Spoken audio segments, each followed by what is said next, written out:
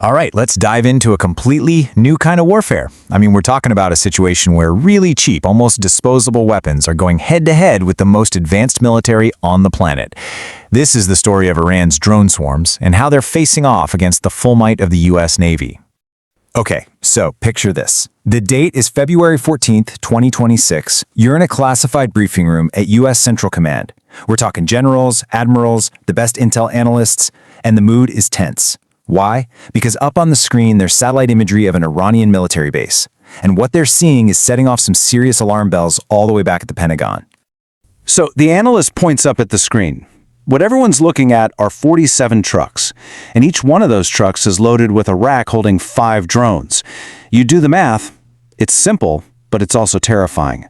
That's 235 Shahed 136 kamikaze drones, all ready to go from just one base. But, of course, it gets worse. A lot worse. This isn't just some one-off staging area. Nope. U.S. intelligence has found at least 40 of these bases, scattered all across Iran.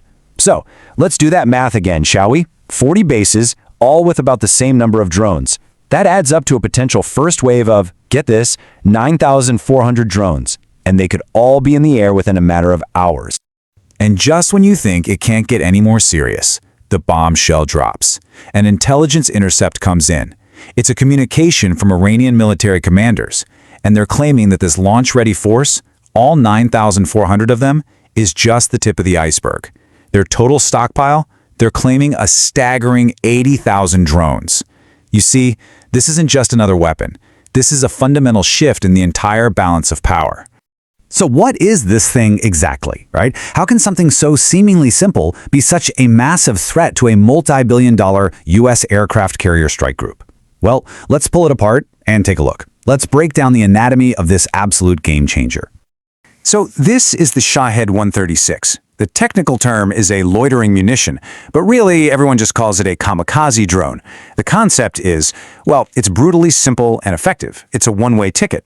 It launches, flies to a GPS coordinate that you punch in beforehand, and then, boom, it detonates on impact. The drone is the bomb. Okay, now check out these specs, because this is where it gets really interesting. The engine, it's only got about 50 horsepower. To put that in perspective, that's about the same as an old-school Volkswagen Beetle. So yeah, it's slow. It only flies at about 115 miles per hour.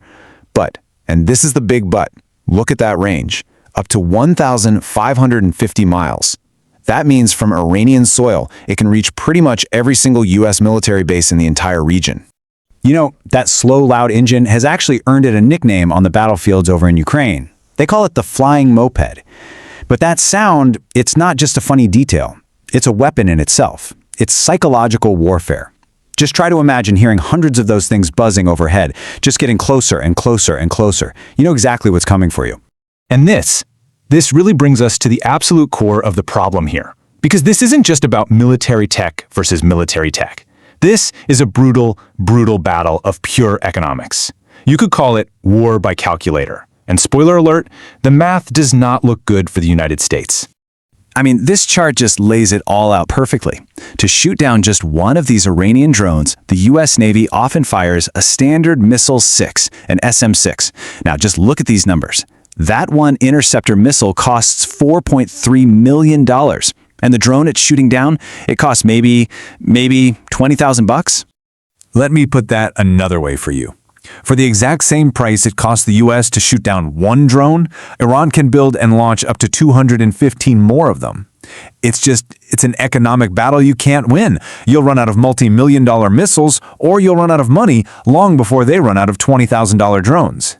So how does Iran plan to use this huge advantage in numbers and cost? Well, they've got a strategy for that, and it's one designed to completely overwhelm even the best, most sophisticated defenses on Earth. It's called the swarm attack. See, an Iranian saturation attack wouldn't just be one big wave. It's way smarter than that. It's a multi-layered, coordinated assault. Step 1, they send in cheap, unarmed decoys, just to get the U.S. to waste those precious multi-million-dollar interceptors. Then Step 2, the main swarm of the explosive Shahed 136s comes in. But that's not all. Step 3, they're followed by specialized drones, ones that literally hunt for radar signals, trying to blind the escort ships protecting the carrier. And then, once those defenses are blinded and down, step 4, they fire conventional anti-ship missiles at what is now a completely defenseless fleet. And the math on a scenario like that is just chilling.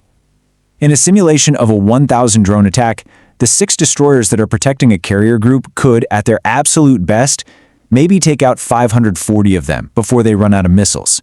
That still leaves 460 drones flying straight for the carrier. And you know what? It only takes one to get through. So, faced with this totally unprecedented threat, what's the Pentagon's response? Well, the strategy is actually pretty simple. You could almost call it elegant. Fight fire with fire. The problem is, it's a race against time. And right now, the US is losing. The Pentagon has kicked off something called Task Force Scorpion Strike, and at the center of it is the Lucas drone. What is it? Well, it's basically an American copy of the Shahed 136. They literally reverse engineered it from drones they captured. The whole idea is to use America's own swarms to hit Iranian defenses before the Iranian drones can even get off the ground. But, and this is a massive but, there's a huge problem: production. Right now, the US is estimated to be building maybe 20 of these drones a day. Meanwhile, Iran claims it's churning out 400 a day. I mean, at that rate, it would take the US years just to catch up to the stockpile Iran already has. And you can bet Iran isn't just sitting around waiting. So this brings everything right back to where we started, that near-future scenario of February 2026. You've got 2 American aircraft carriers sitting in the Arabian Sea, staring down an escalating crisis that really is the perfect example of this completely new era of warfare. I mean, just look at the timeline of events. It shows you how quickly all of this is escalating. The US deploys its counter-drone task force in December. Just a few weeks later, Iran announces they've added another 1,000 drones to their arsenal. Then they send a 4-drone probe just to test the US defenses. And that leads us to today, with 2 carriers sitting right there in range, locked in this incredibly high-stakes standoff. And this right here is probably the most important thing to understand in all of this. To win, Iran doesn't actually have to sink a 100,000-ton American aircraft carrier. All they have to do is prove that they can. Because the moment the US loses confidence in its ability to protect those carriers, its entire strategy for projecting power around the globe, it just starts to crumble. So at the end of the day, we're left with this one huge question.